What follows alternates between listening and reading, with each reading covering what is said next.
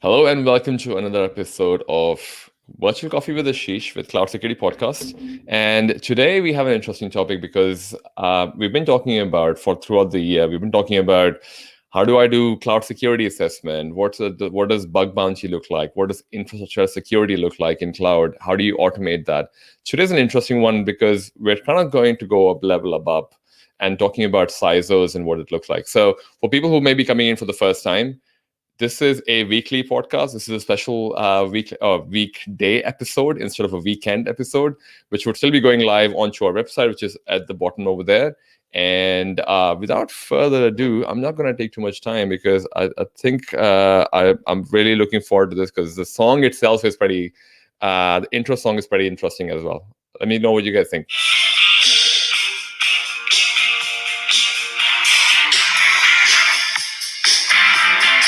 Welcome. Thanks, man. Good to be here. Welcome, Zane. I'm so glad. I love the song, by the way. I think it totally pumps you up. Although it's evening at your end, morning at mine, but hey, totally pumps us up, right? That's more important.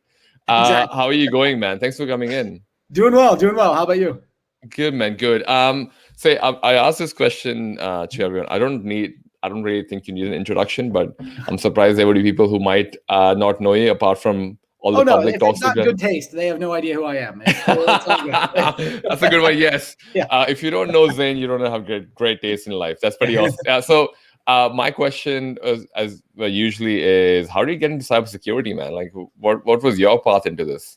Yeah, it was actually a funny. So the real story is actually pretty funny and pretty stupid. It was way back when, I'm dating myself here, but let's say the mid 90s or so, when I had saved up enough money to buy a separate hard drive for the family computer, because I was clearly very cool back then, and spent a ton of time getting Linux installed. This is when you still installed Slackware via 50 different floppy disks.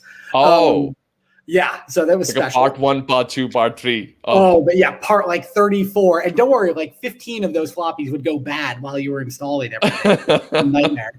So eventually get Linux installed, and I was trying to figure out how to get my Linux box online, I could hang out with all my friends on IRC back then from my Linux box instead of from Windows.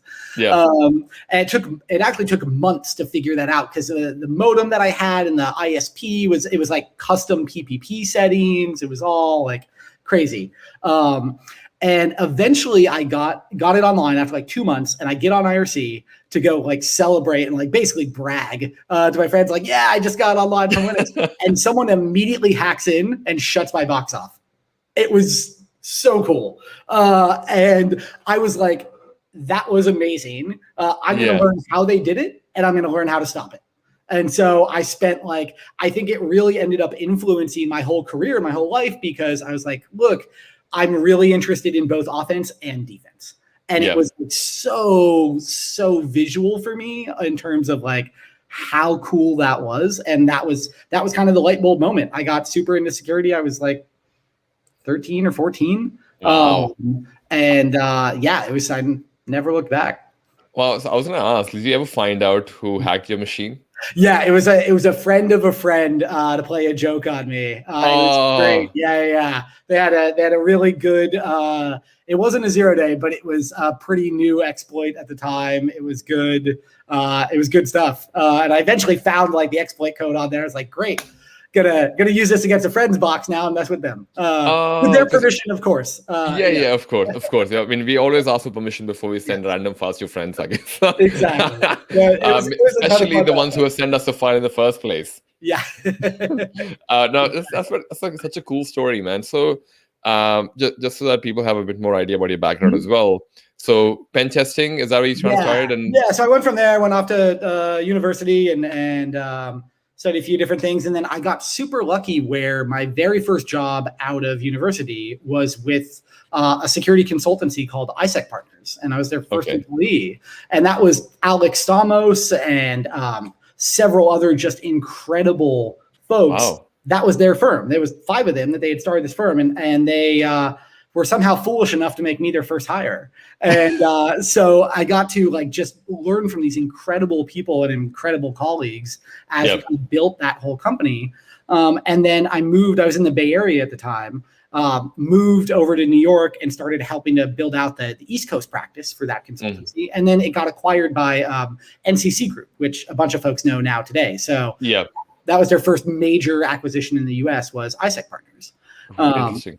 And then after that, got given another really amazing opportunity to go be the first CISO at Etsy, global e-commerce brand, and build and run their security program from scratch. And what was interesting was this was at a time when it was Etsy on the East Coast of the US and Netflix on the West Coast of the US that were pioneering what we now call DevOps and ultimately digital transformation in the cloud.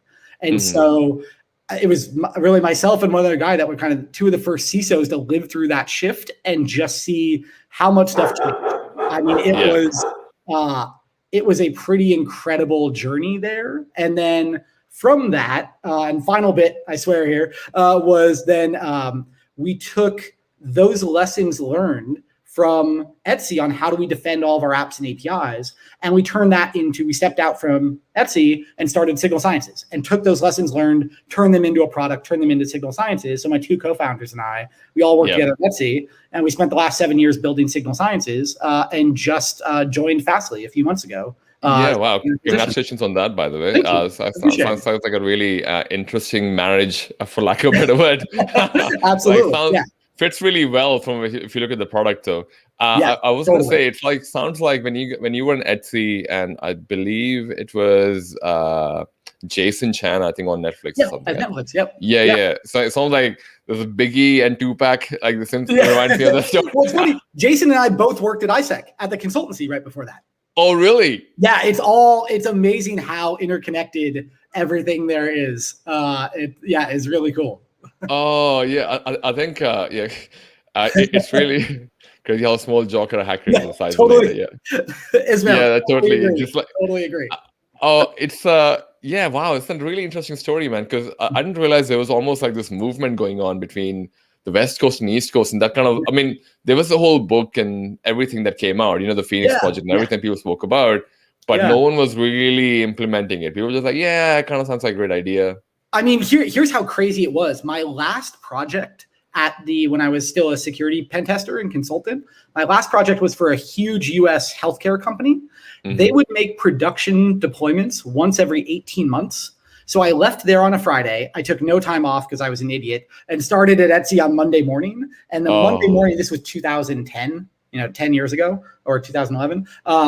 They sit me down on the first day. They say, we make 30 production deployments a day. This is during a time when Facebook did one a week, right? And so it was like the leading edge tech companies. That was even insane for the leading edge tech companies. And so I was like, well, I mean, I guess you're screwed. Like, I don't know what to tell you. Like, that's got to be completely insane. And I went from thinking like, well, there's no way this could be secure, which I think a lot of folks go through during this whole kind of cloud shift and DevOps shift, to really realizing what I view as the truth now, which is that this actually makes us more secure, because in all of the systems, you're always getting attacked no matter what. But as you embrace cloud and DevOps and everything like that, you can now react so much faster than you ever could. And so if the attacks are the same, you want your reaction to be as fast as possible. That's really interesting. So, I mean, going to the topic then, I guess, in terms of when you were at CISO, what were challenges over there? Because to your point, if you're doing multiple deployments a day, I wouldn't even, I think, how a lot of people would be looking at this going, I don't even know where to start. Totally. So what was your, I guess, plan of action at that point, I guess? Well, I mean, step one was to go to the pub and have a drink immediately, because I'm like, well, this is probably impossible. But after that, you start thinking about what's really interesting is you start thinking about how many controls that are just kind of taken for granted in a kind of classic security world fall over when you immediately go into that world, right? I think thankfully for most security professionals, it's not that abrupt. You're not going from a deployment every 18 months to a deployment, 30 a day. Like, what happens in your enterprise, if you're staying inside one company, is that, there's some new, and it's moving faster and faster, but you still have the legacy, you still have the, the older applications, and you've kind of got everything in between. But maybe you leave one job, you go to another, and it's much more pronounced. But when, in those kind of early days when it was such a pronounced shift, you realize how many of the technologies just weren't built for that. And so, there's kind of infrastructure security, application security, all these different pieces where we recognized that we really needed to build net new technology in-house. Because you look at like static analysis or dynamic scanning, and you're like, there's 30 deployments a day. And the static analysis scan, takes 5 days to run. Well, there's 30 a day. So forget it. It's already changed by the time that's done. Dynamic scanning was just a nightmare. I mean, we ended up giving up on that. That was 12 months of my life I'll never get back from a program that just didn't really work. Because as you started to really go towards single page applications or really API heavy and microservice, that stuff just falls over. And then the two other areas that were really big for us that we ended up building technology that, I'm pretty proud of. One area was the infrastructure side, and that we built what became OS Query out of that, which was really fun and really cool. And then the application side was what became Signal Sciences.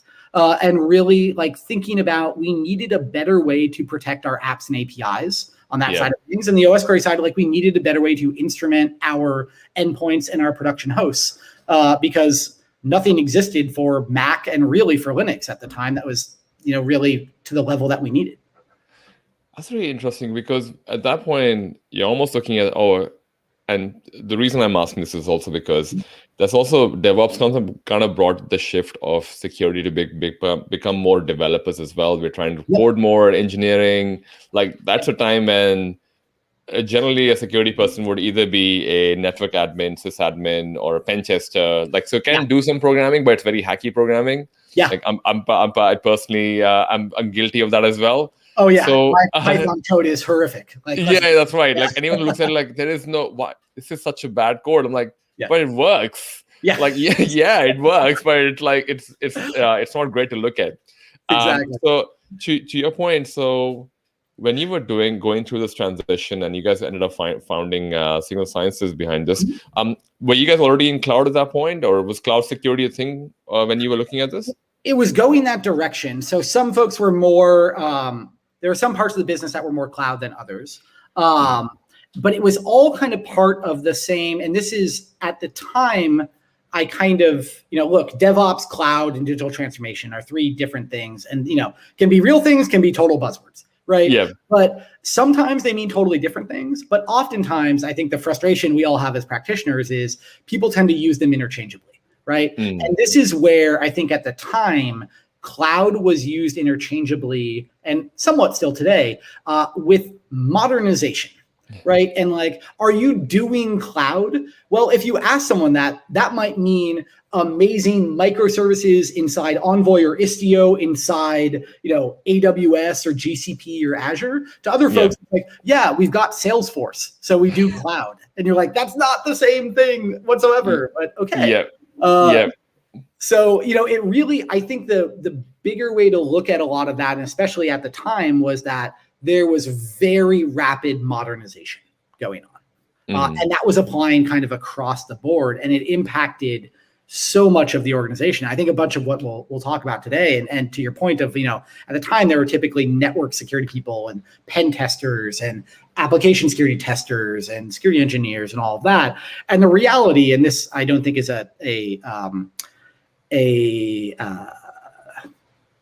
the word, of course, fell out of my head, but a controversial statement, all of those are converging, right? You can't just be a siloed network security expert anymore, or a siloed application security expert. All of this is converging.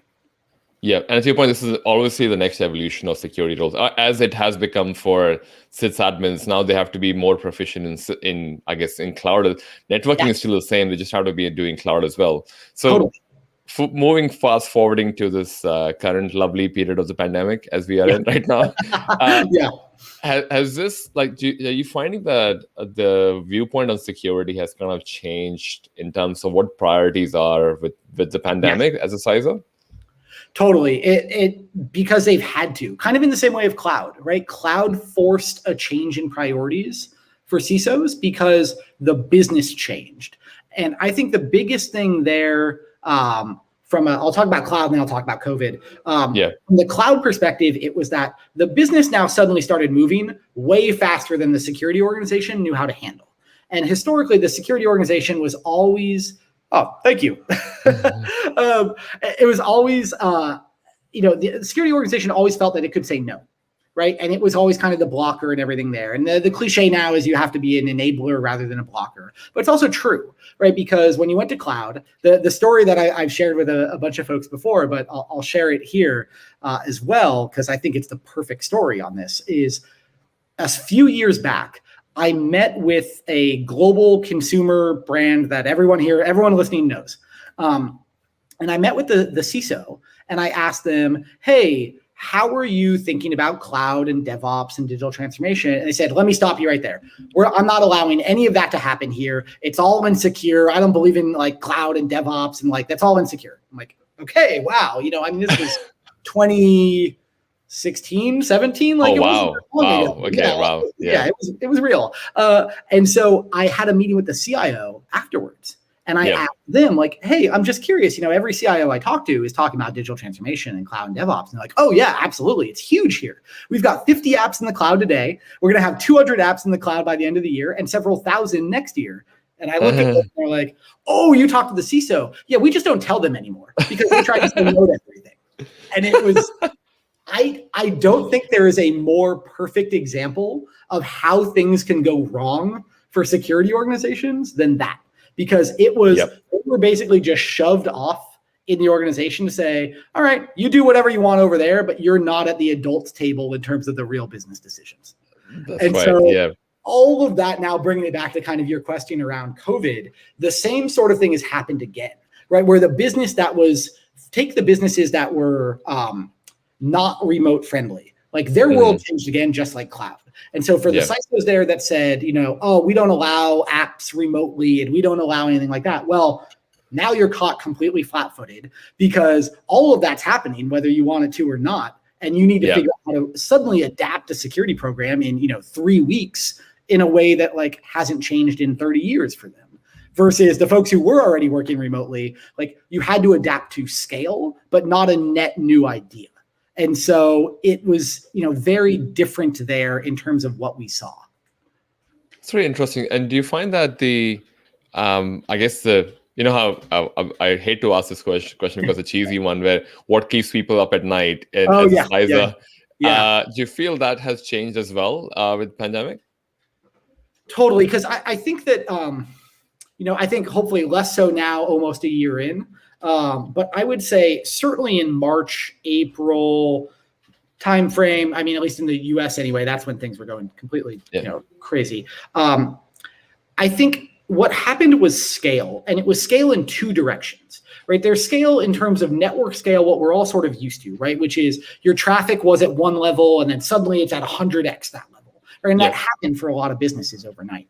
But the other scale, I think, is actually much to the point, to the question, keeps people up at night more, which is scale, what I think about horizontally instead of vertically, which is scale in terms of the number of technology platforms and the number of apps and APIs suddenly out there. So I'll give you an example of that, which is we were working with a consumer goods company. So think like people who make, flour for cooking and plastic bottles to buy and paper plates and like things like that. They always had a website, but it was just a marketing website. Nobody really cared. They didn't, that application was not critical to their business. COVID hits, and now they have to become direct to consumer. And that application suddenly needs to become a e-commerce application. It needs to have APIs that support a mobile app.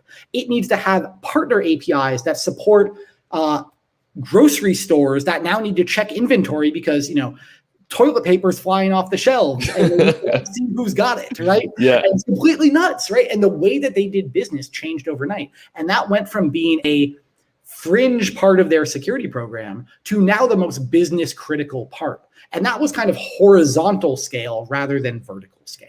And so that, I think, kept a lot of people up. And I know we got, historically, Signal Sciences saw a ton of growth on that in the early days of COVID because CISOs were calling us up being like, we suddenly have these 12 critical applications that didn't exist last week. How do we protect them? And it was, a really big shift for them.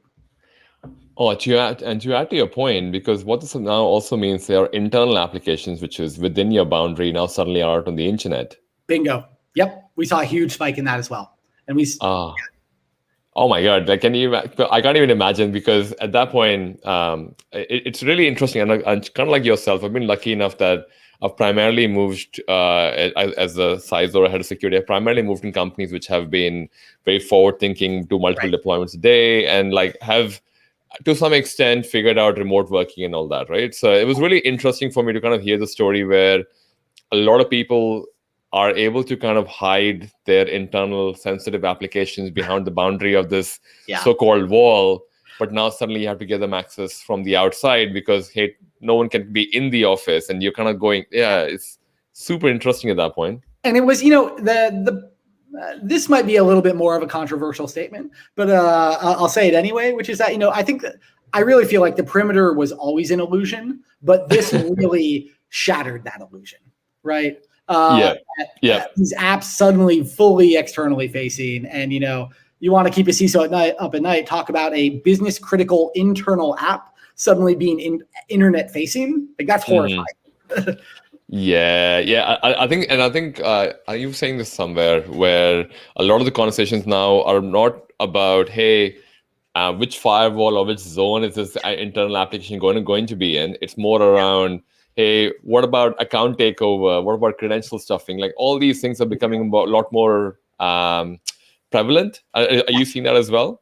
Oh, absolutely. Right. Like, attacks, in some ways it makes total sense, which is attacks follow the data, right? There was this famous, I forget, I'm going to butcher it. There was this famous quote from like a bank robber in the US in the 1920s or something. And some press person asked him, why do you rob banks? And he says, it's because where the money is. Right. And so it's from an attack perspective, right? Why are you attacking web apps? It's where the data is.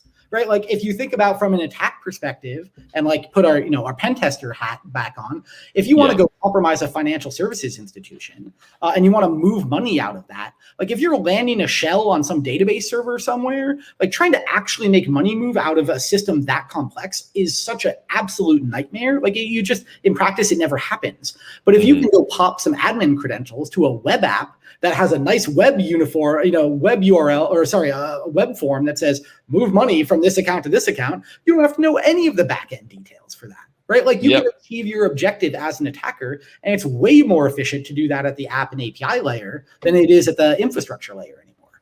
Yep.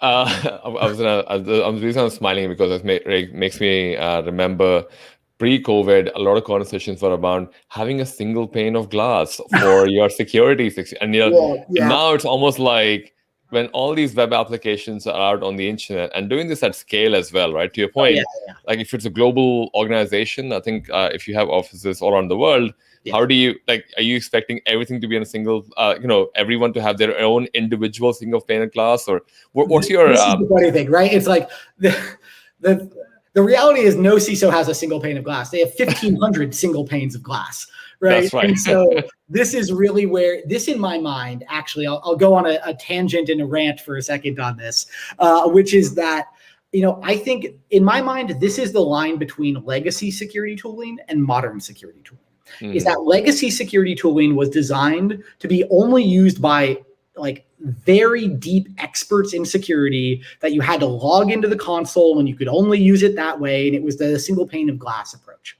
And modern security tooling is designed to be used not just by security teams, but by DevOps teams and application teams, developers, parts of the business.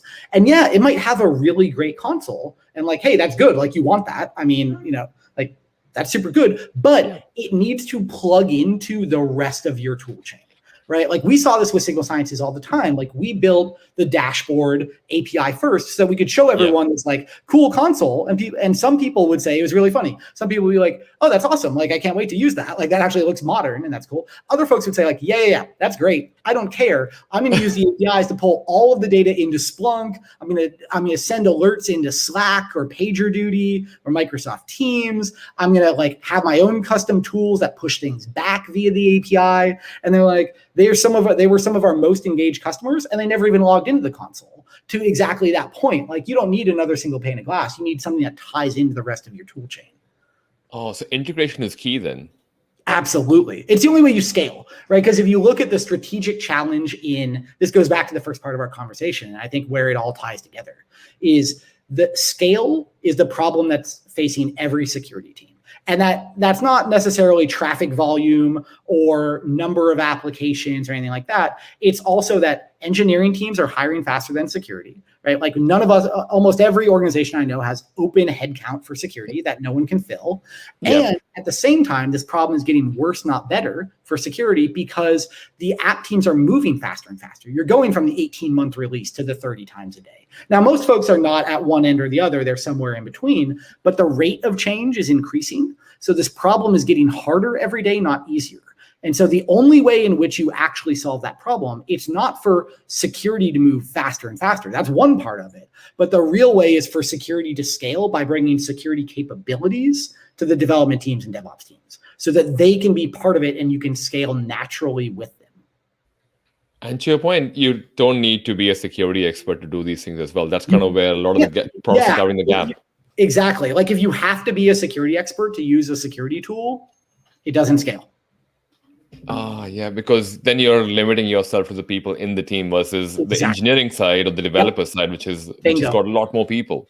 Yep, exactly. And that's how you scale. That's how you build an effective security program to scale on that. Is you have to bring them capabilities that not only the security team can use, but also they can use. It's interesting because I'm thinking about all the CISOs who have 150 single panes of glass. Hearing this and going, oh shit, this is too late for me, Zane. Great, you should have told me like this 10 years ago. So wait, what's the? My LinkedIn's open. You can send me a message if you're dealing with that problem. It's So I was gonna say let's try and bring it back to web applications then, I guess, which is kind of like where everyone's going. And that's kind of the space that Signal Science is in as well. So I'm curious to know in the WAF perspective, because a lot of people now are swearing by either a VPN connection on the edge or they're swearing by a WAF.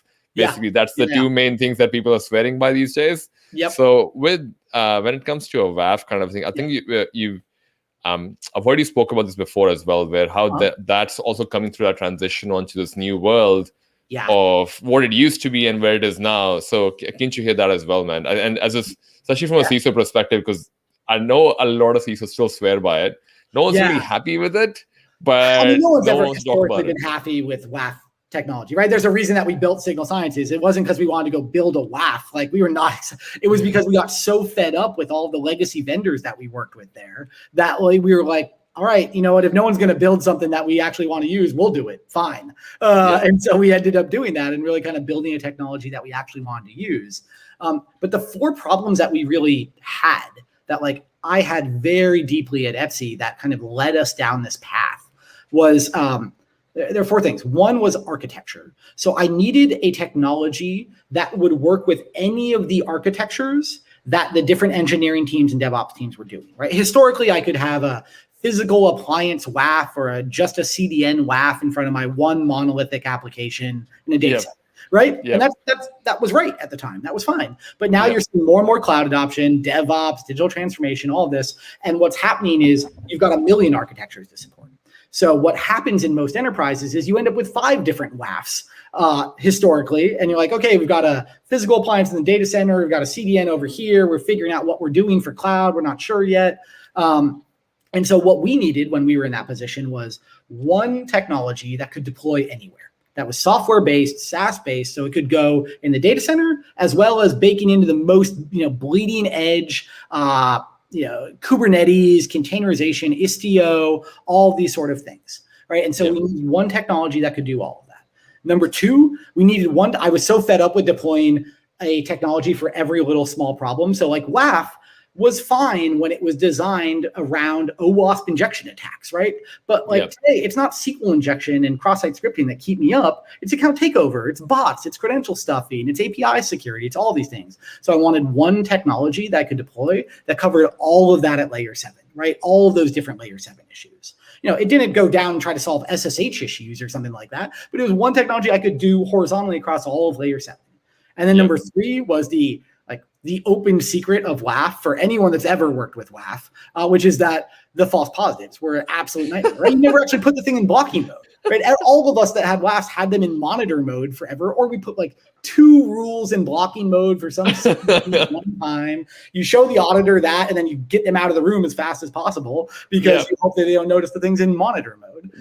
And so we needed a technology that could actually be in blocking mode, and we wouldn't have to go retune every time the app changed or every time the API changed. And then number 4, and this is kind of what we just talked about, but we needed something that would integrate with the rest of the tool chains. No more just one single pane of glass. Have a dashboard, that's great, but it needs to integrate to everything else. And so that's really what those 4 principles were what led us to building Signal Sciences, of needing something that could go anywhere, that covered ATO and bots and API security, as well as classic WAF issues. And then the third one that was always the fun stat to get to share, that's actually true, it cracks me up, is that 95% of the Signal Sciences customers are in full blocking mode, which, WAF is, it's ridiculous, and no one believes it until they try it. Like if I heard that on some podcast, I would not believe that, but it actually is true. That's the funny thing. And so everyone tries it. They're like, "There's no way that's true." They try it, and they're like, "Weird, that's actually true. I can actually be in blocking mode." And then number 4, integrating with all the other tools there. That's so critical. Oh wow! And it's really interesting for me because the traditional WAFs have never had that. I think they'll always be I caused one time at Etsy, I caused an outage for the entire UK because I turned on the WAF into blocking mode again. It broke everything in the UK because on the UK checkout page, it mentioned a Union Jack flag, but the WAF saw Union. It saw select in one part of it and Union in another part, and thought every request to the checkout page was a SQL injection. I can't imagine the number of support cases coming at that point. Basically, world's ending at that point. You're not very popular in the organization if you shut down an entire country as a market, by the way. Wow. I can't even. I'm not even gonna go there because to your point, the interesting thing about WAF has always been the fact that I remember we used to have programs where any new application that would come in, you need a security expert, and they'll go through, okay, what kind of application? You have a SQL Server in the background. What is it Also, outside of the whole OWASP top 10 as well, you had all these other things. There's a program of work going for that, and we kind of you almost think that you wasted so much time at that point trying to fine tune it every time and still not be blocking everything. Yeah, I mean, it was a technology built for a certain time and certain type of applications. And I don't think anyone was wrong for trying that sort of technology. But in the same way that all the apps and APIs have started to modernize, the security needs to modernize with it as well, right? And I think in the same way that the comparison that I always use, that I got this from customers because I heard this from so many customers. They're like, look, you as Signal Sciences did to WAF what CrowdStrike, Cylance, Carbon Black did to legacy antivirus, right? It was take a space that was just sort of the right idea, but became such a huge pain, and build something modern in that is actually usable by practitioners and helpful to practitioners. Interesting. Because as we're going through different challenges, we kind of spoke about the cloud challenge and the scale challenge. We spoke about the WAF challenge as well. The other conversation that we've been going on, that's been going on in my at least circle, and because we've been doing this in Clubhouse, where we've been talking about as CISOs what our challenges, and we're talking about different things that we talk about on a day-to-day basis that are, I guess, on top of mind for people. A lot of people are not talking about zero trust and micro-segmentation and all that. What are your thoughts on that? Yeah, I think so. It's super interesting. I think more about the zero trust side of it than the microsegmentation. So I'll focus more on that part. Just I'm sure I'll say something extra stupid on microsegmentation. So I'll focus on zero trust. What I think zero trust, great idea, natural progression, where I don't think anyone disagrees with the idea. I think the thing that we're all kind of thinking about is really how do we how do we actually implement it for organizations, and what does it actually mean, right? Zero trust is in that phase where every vendor hopped on the bandwagon of co-opting the term and says, my product zero trust, no, my product zero trust, no, my product. And they're all in totally different segments, right? And so I think what most people think about today, so let me talk about like kind of historically what people thought about and where it's going, or my opinion anyway, on where it's going, which is historically it's meant, let's get out of just trusted because you've got an IP address, right? And let's go to some sort of device identity and then some device attestation, right? So you've got to, how it works in practice is like you've got a client cert now to be able to access something regardless of your IP address, and then some sort of device health check. So if you're a mobile app, like seeing that the mobile phone has been patched, or like if you've got a bit of software on the endpoint, like seeing that you're running the latest versions of everything, that, you can do like general attestation and device health. That's kind of where the early productization in this space has been.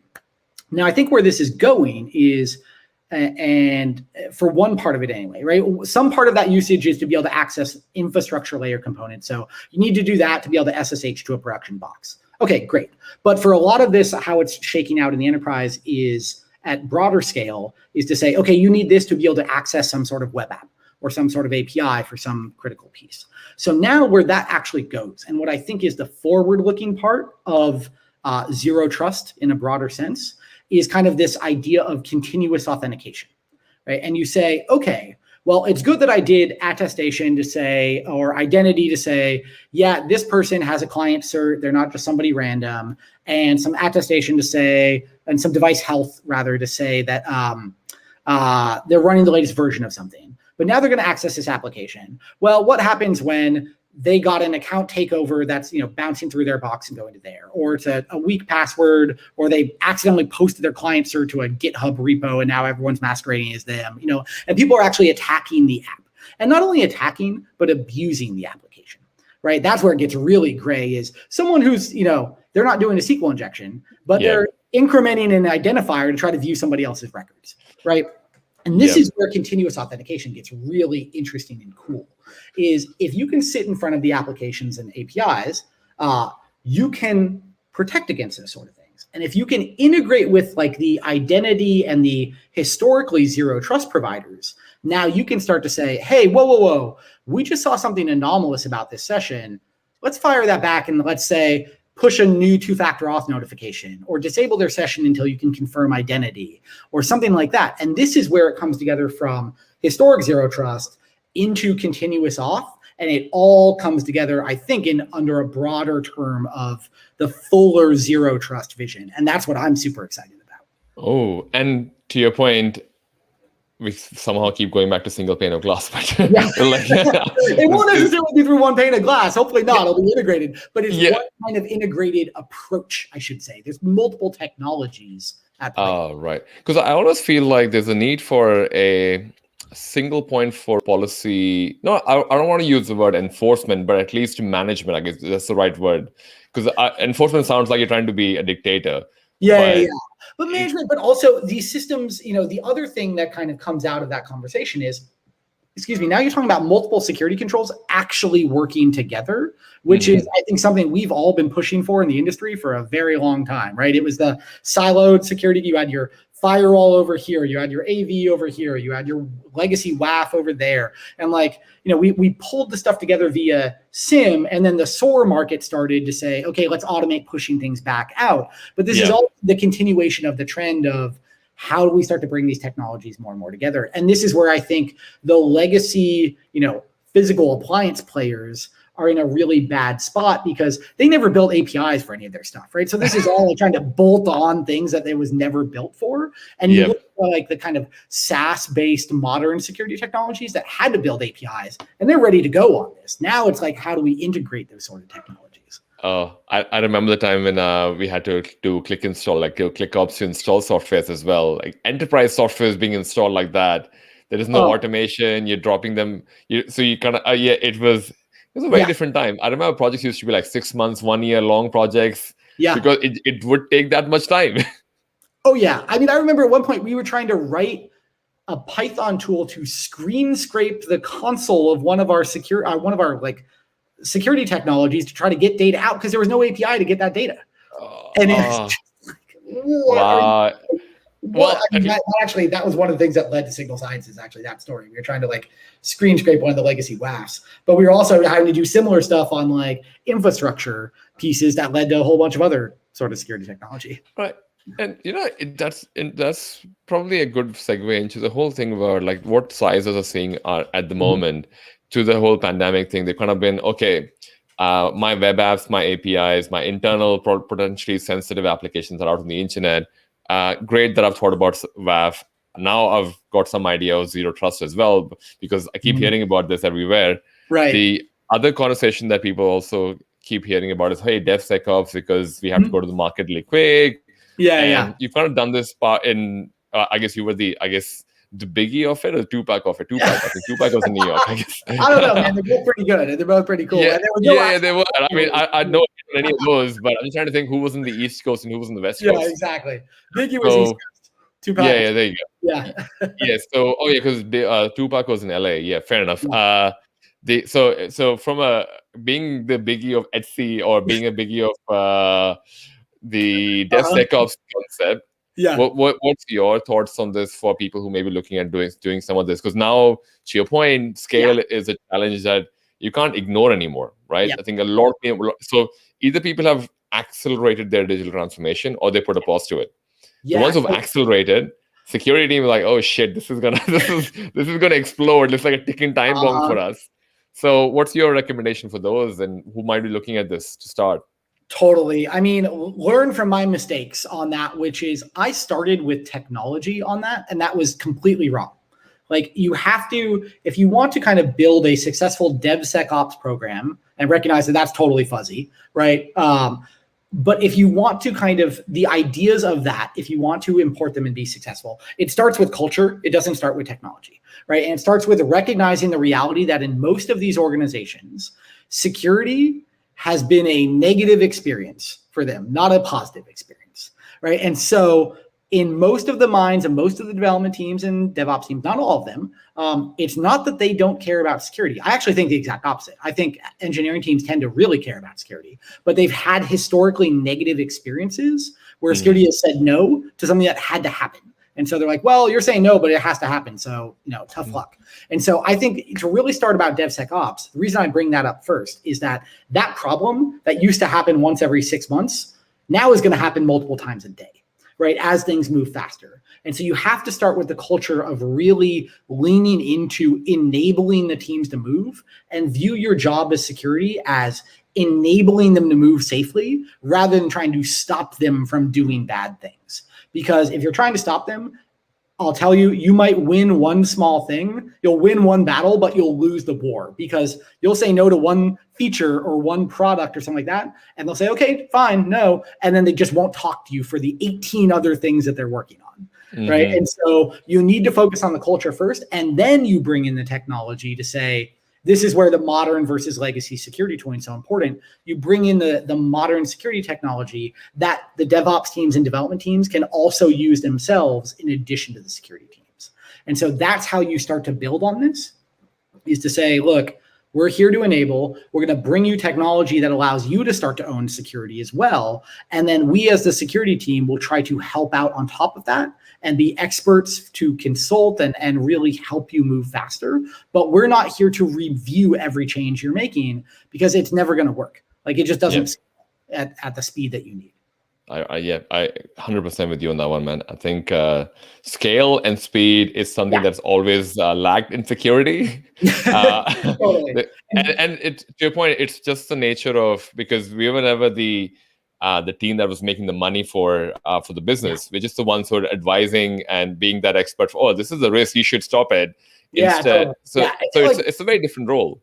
Don't feel bad if you're a security team that has gone through that. When I talk about those sort of things, they seem obvious in retrospect. They were not obvious at the time. I messed up literally every one of those steps that I talked about there for the first several years of kind of adapting our program to what would become known as DevSecOps because it wasn't easy. It wasn't straightforward. So don't feel bad if you're like, we still need to review everything. Like that's a natural part of this journey. You don't end up immediately jumping into one thing. Like you kind of progress along that journey. Yeah. And actually to your point, I think as long as you go with the mindset that how do I automate this? Because whatever I'm doing, I need to scale it. What's the way to scale it? Yep. I definitely cannot scale with my 10 security people team in a, I don't know, 200 developers and 10 security people. So, and one of them is an AppSec person, like, only one AppSec person for 100 developers. Great. And what happens when they go on vacation for a week? That's right. Be able to automate. Yeah. Oh yeah, that's so true, man. I'm so glad you brought these up as well, and it's definitely great challenges to kind of point that out. I guess I wanted to shift gears a bit and kind of talk about. We spoke about different challenges that are facing, and kind of almost like a starting point as well. Sounds like it's irrespective of whether they want to start with zero trust or DevSecOps or update their web application firewall or internal application. There's still a cultural conversation first before you go down the whole technology path. As a practitioner, you can probably say that, no one's really 100% figured this out, but be patient and just keep ticking away, I guess, little piece, chip by chip, I guess, it's for lack of a better word. Absolutely. Focus on the culture bit first. Focus on getting that sort of security buy-in first, and then start to think about the technologies, right? If you just try to shove in one technology without the culture, like the reality is, even if you get it deployed, which is a big if the culture is not there, the other teams will just kind of push back on it because they're used to security causing problems rather than actually helping them with issues. Yeah, once bitten, twice shy. If that still has totally. thing. Absolutely. So I'm gonna switch gears as well a bit because because you obviously have had your own startup as well, and I've got a question from we have a few startup founders as well who are part of the crew who listen to it as well. So as a security person transitioning into a startup, let me just rephrase. As a technical security person transitioning into a startup, which obviously has done really well and gone to Fastly and everything as well. What's your advice for some of the other cybersecurity founders who are listening to this conversation for great idea, bad idea? I mean, obviously, it's. I imagine any insight that you can share from your journey in terms of what the reality is versus the millions that people get, I guess. Totally. So here's the reality. It's extremely tough, right? And so if you're starting something up and feeling like every other company around you is succeeding and you can't figure out why it's so hard for you, the reality is it's hard for everyone. And it looks a lot easier from the outside than the inside.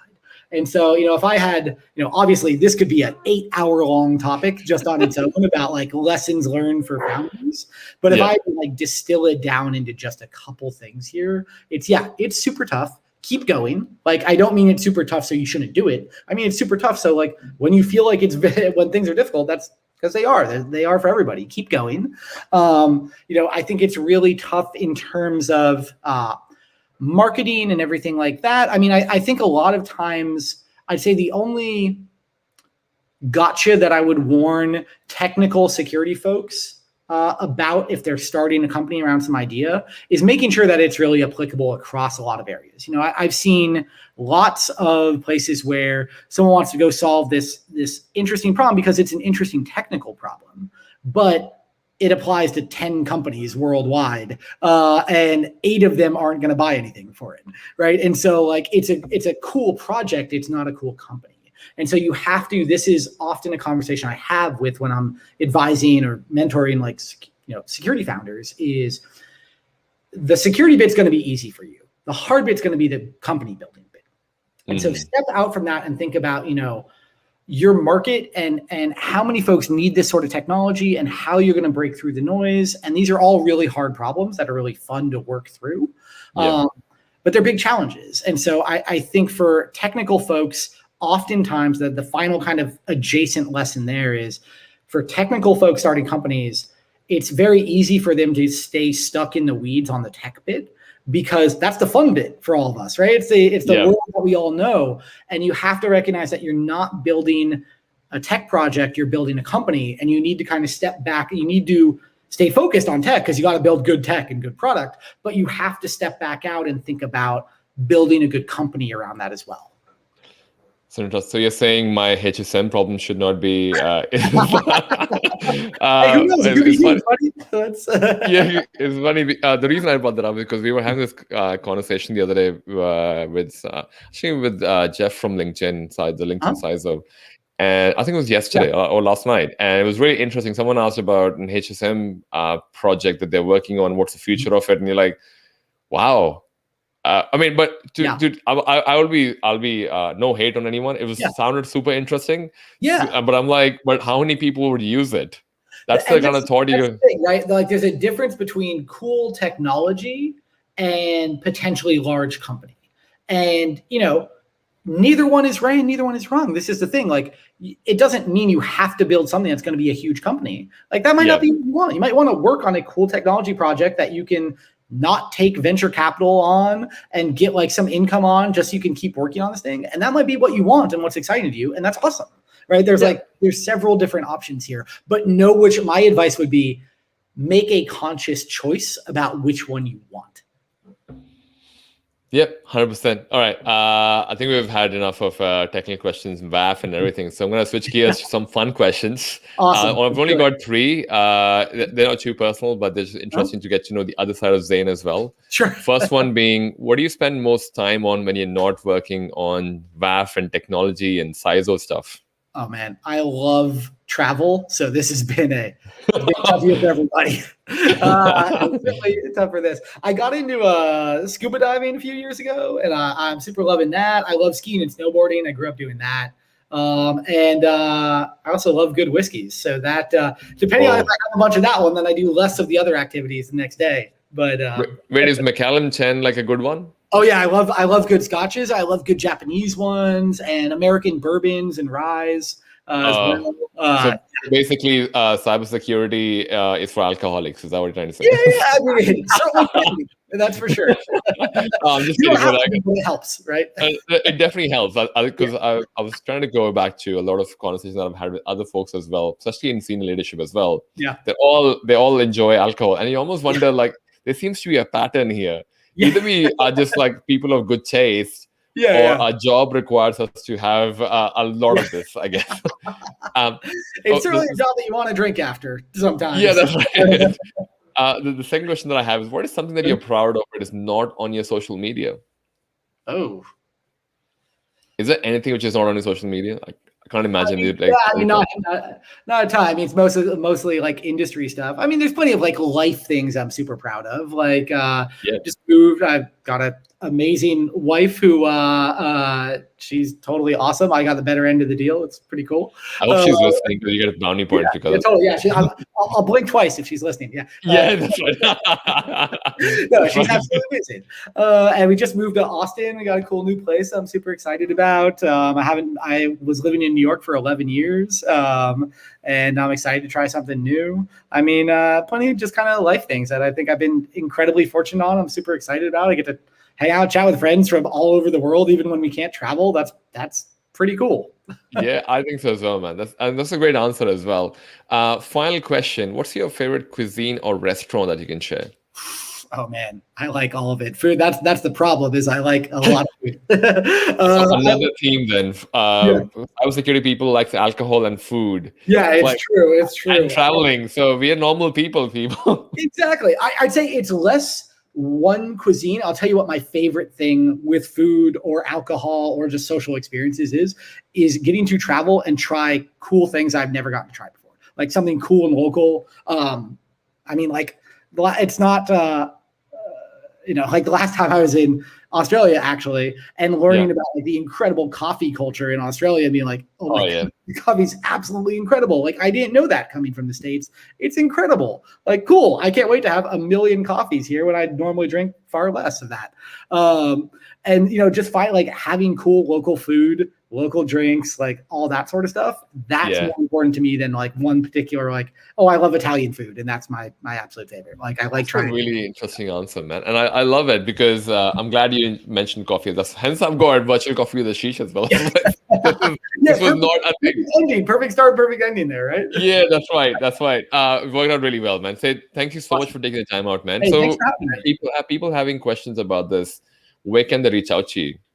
Oh yeah, give me a shout on LinkedIn. Like LinkedIn's a good one on there.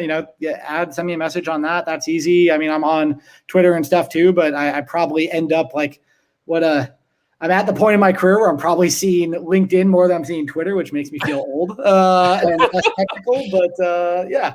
Or email Zane at fastly.com. There is some stuff technical on LinkedIn as well. Here, 1+1. What is 1+1? Yeah. 2, 3, 4. What your options are? 2, 3, 4. I'm like, this is not LinkedIn stuff. This is like I feel like I'm on Facebook, but sure. Totally. Let's go with that. But dude, thanks so much for taking the time out, man. I Thanks for truly having me. having you back again, man. Thanks so much for this, man. Thank you. See ya.